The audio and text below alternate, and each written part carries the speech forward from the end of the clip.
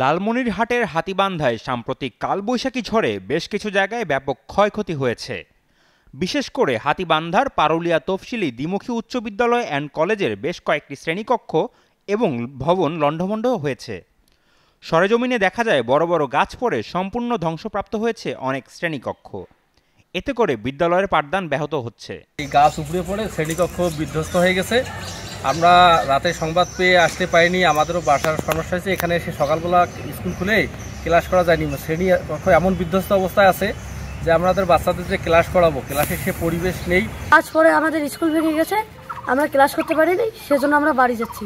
আজকে স্কুলে আইসা দেখি গাছ পড়ছে স্কুলে, সেই জন্য স্কুল আজ বন্ধ দিচ্ছে গাছ পড়ার জন্য। টানা সপ্তমবারের মতো বেস্ট টিস্যু পেপার ব্র্যান্ড হিসেবে স্বীকৃতি পেয়েছে বসুন্ধরা টিস্যু। প্রায় 15-20 লক্ষ টাকার মতো ক্ষতি হয়েছে। তাছাড়াও ঝুঁকিপূর্ণ আছে আমার পাকা রাস্তার সামনে স্কুলের পিছনে 6-7টা গাছ এখনও আছে। এই গাছগুলো খুবই ঝুঁকিপূর্ণ। আমি জেলা প্রশাসক বরাবর বা জেলা পরিষদ বরাবর আবেদন করছি। এখানে আমরা দেখলাম যে একটা গাছ পরে আমার স্কুলে 4টি ভবন একদম ধ্বংসপ্রাপ্ত হয়েছে। এটা আমরা জেলা পরিষদকে জানিয়েছি যে কারণ এই গাছটি জেলা পরিষদের।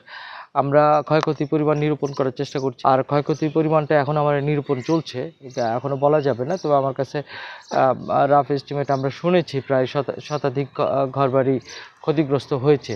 ক্ষতির মাত্রাটা আমরা পুরোপুরি যখন আমাদের নিরূপণ হবে তারপরে সরাসরি বলতে পারবো।